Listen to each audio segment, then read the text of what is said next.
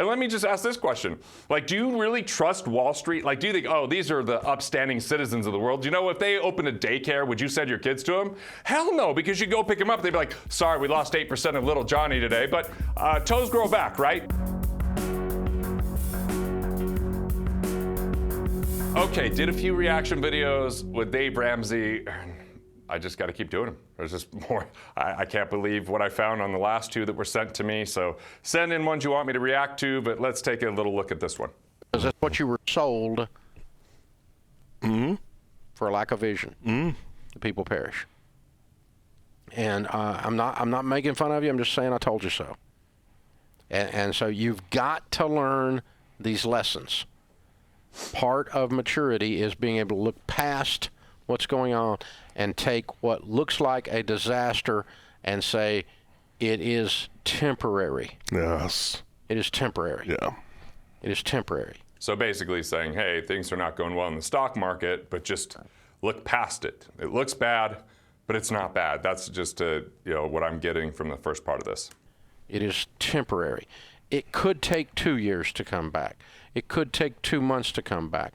But will the pandemic completely destroy the U.S. economy? Is the logical, critical thinking skill you have to develop. Yeah. Yeah, I don't think it's going to completely destroy the economy, but I would say that because people automatically put money in the retirement plans and they're just funding the stock market, and we look at how many of these companies are, so overvalued. That's why we see major drops when they happen. But then we print money or we just add to the economy to artificially hold this up. And the reality is the stock market did extraordinarily well in the 90s, but some people still think it's going to have those double-digit returns moving forward. But I think it's just a kind of a pipe dream. I don't expect that to happen. And yeah, I don't think it's, let's make rash decisions when there's things that drop and immediately go, oh, the sky's falling and everything's over.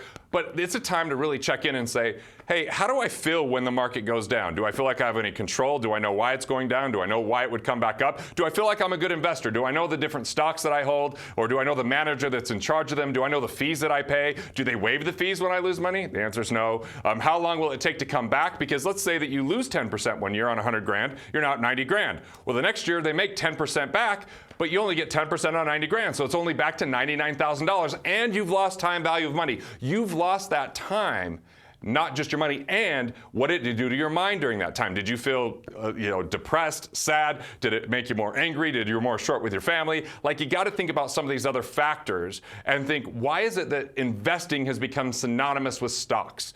Because that's what people are paid to sell. And let me just ask this question.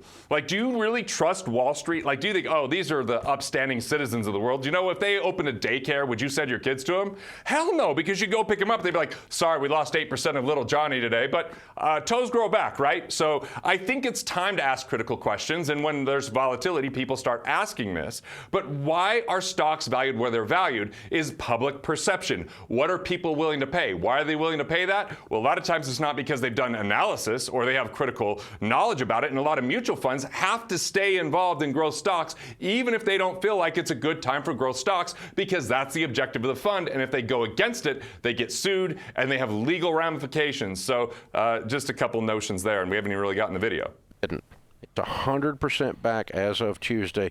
The S&P 500 closes at a record, erasing last of pandemic losses. Wall Street clawed back the last of the historic frenzied losses unleashed by the coronavirus as the S&P 500 closed at an all-time high Tuesday. The benchmark index notched. And why does it close at an all-time high? Why is it valued at that level? How long will it stay? What is your actual growth by the time you pay for fees and have volatility? What's your exit strategy? How do you get to this money? When do you get to this money? And what happens if it remains volatile in the future? What happens if you own a stock that goes out of business? If you're in the S&P 500, not all 500 companies are going to be around 10 years from now because of artificial intelligence, advancement in technology, and that we have a lot more, mobility with smaller companies that can grow exponentially. And there's a lot of major companies that it's very slow moving when they decide they need to make changes. So they have have political policy to deal with. They have major movement to have to fire workers or hire workers. So I just think that there's a lot more going on than most people know, and we've just heard of so much corruption on reporting and all this kind of stuff, and we don't know what's going on in the boardrooms, but we're just supposed to trust and invest because that's the American thing to do. It's time to turn on your brain, ask some better questions, and determine how do you protect your downside, and is this really the right thing for you, or is it just slowing you down from creating economic independence, because most stocks don't create cash flow, and cash flow is really the name of the game. A modest 0.2% gain to beat its previous record high set on February the 19th before the pandemic shut down businesses around the world and knocked economies into their worst recessions in decades. Well, that's an overstatement. It's not the worst recession.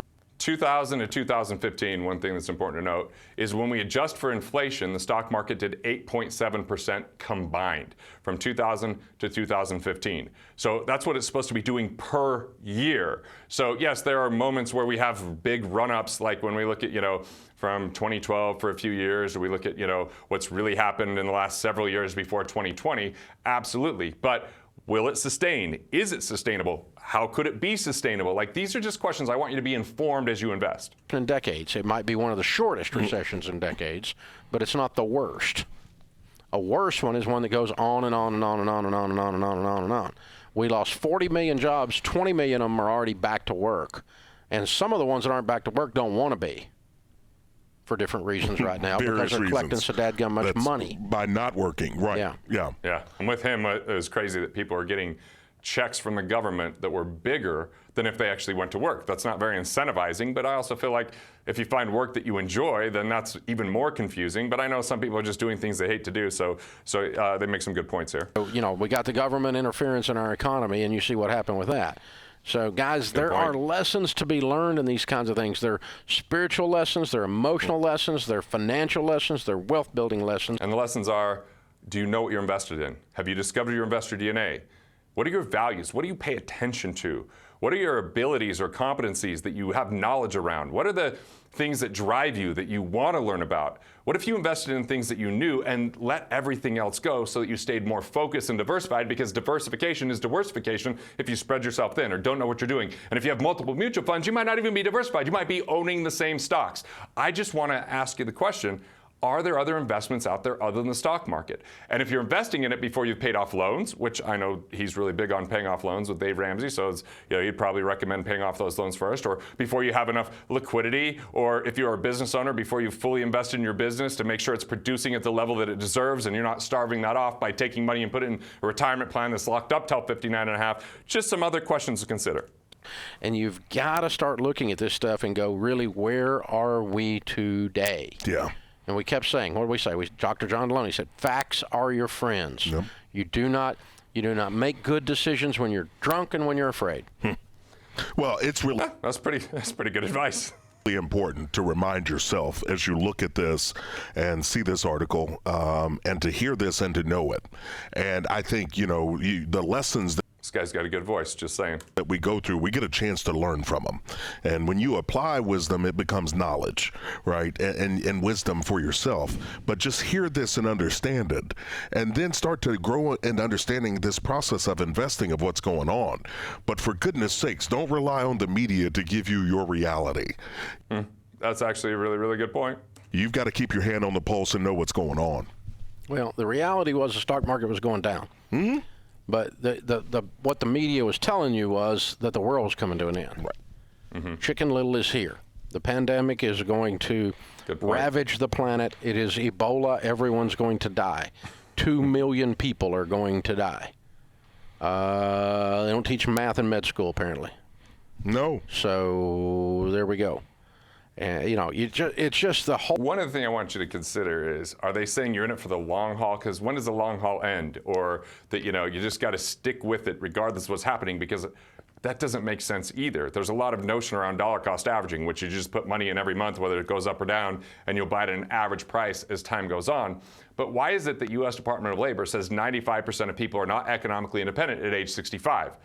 Yet we have, 70-some million people contributing to 401ks, 401ks are not capable of providing the benefits and promises in retirement. Because if you put into it for 30 years, but then you're supposed to take out of it for 30 years, and you're only putting 10% of your income into it, if you're lucky, now that's somehow going to replace your income after inflation. We've been lied to, and turning our brains off and handing our money over has not worked. It's time to invest back into yourself. It's time to question, just like we're talking about fake news and media and everything that Dave's talking about here, what is that in the stock market? What is that coming from Wall Street? And is that really where you want to put your money? The whole thing is, well, I'm so happy that these companies have recovered, because that means the jobs are coming back, and that means the folks that need a job and want a job and are willing to work are going to have a place to work. They have a place to go. Yeah, I agree. Once they get out of their home. Right. And once their economy starts to open up and so forth. I'm in such a bubble because we've been back to work here with 1,000 of us in this building for months. We were working from home for about 5 weeks. And since then, we've all been back. We've not had a positive case in the building since July the 19th. That's good. And so about a month. And now he's being so much nicer in this video than the last video. So this is the Dave that I like. This is the Dave, I may not agree with his assessment that the stock market's completely fine, but at the same time, he's not like telling you it's going to be this huge rate of return. He's just saying don't make irrational decisions of fear or greed or when you're drunk. So that's solid advice. Without a single positive case, out of 1,000 people, we had 17, so 1.7%. got the COVID flu at one time or another, 0 deaths, right. And we're all at work, and we're with each other every day. Our cafe is open. Well, I would just say that I like Dave a lot more from this video than previous videos. He makes some good points here that are worth listening to, and hopefully with some of my commentary, you can ask some questions that maybe weren't brought up so that hopefully you're more informed and more educated. Want to continue the path to be a better investor? Make sure that you're not losing money and taking too much risk? Well, click here and learn about strengths vesting.